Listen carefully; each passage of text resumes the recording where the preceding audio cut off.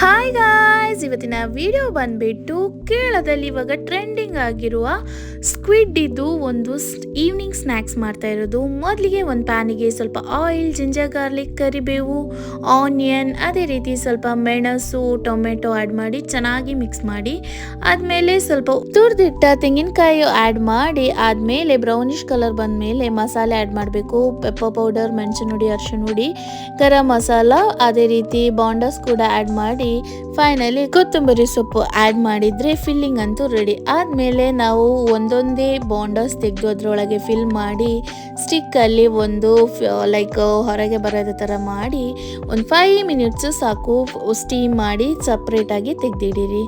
ಆದಮೇಲೆ ಒಂದು ಪ್ಯಾನಿಗೆ ಮೆಣಸಿನ ಹುಡಿ, ಅರಿಶಿನ ಹುಡಿ, ಗರಂ ಮಸಾಲ, ರುಚಿಗೆ ಉಪ್ಪು ಹಾಕಿ ಮಿಕ್ಸ್ ಮಾಡಿ ಸ್ವಲ್ಪ ನೀರು ಹಾಕಿ ಸ್ವಲ್ಪ ಮಸಾಲೆ ಥರ ಮಾಡಿ ಸ್ವಲ್ಪ ಟೊಮೆಟೊ ಕೆಚಪ್ ಕೂಡ ಆ್ಯಡ್ ಮಾಡಿ ಸ್ವಲ್ಪ ಬಿಸಿ ಆಗುವಾಗ ಸ್ವಲ್ಪ ಆಯಿಲ್ ಆ್ಯಡ್ ಮಾಡಿ ಚೆನ್ನಾಗಿ ಮಿಕ್ಸ್ ಮಾಡಿ ಫಿಲ್ ಮಾಡಿಟ್ಟ ಬಾಂಡಸನ್ನು ಅದಕ್ಕೆ ಹಾಕಿ ಚೆನ್ನಾಗಿ ಮಿಕ್ಸ್ ಮಾಡಿದರೆ ನಮ್ಮ ಸ್ಕ್ವಿಡ್ ಇದು ಫ್ರೈ ಅಂತೂ ರೆಡಿ.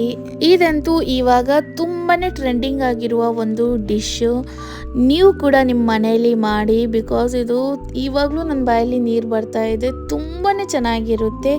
ಒಂದು ಬ್ಲ್ಯಾಕ್ ಕಾಫಿ ಇದು ತಿನ್ನುವಾಗ ತುಂಬಾ ಸಖತ್ತಿರುತ್ತೆ.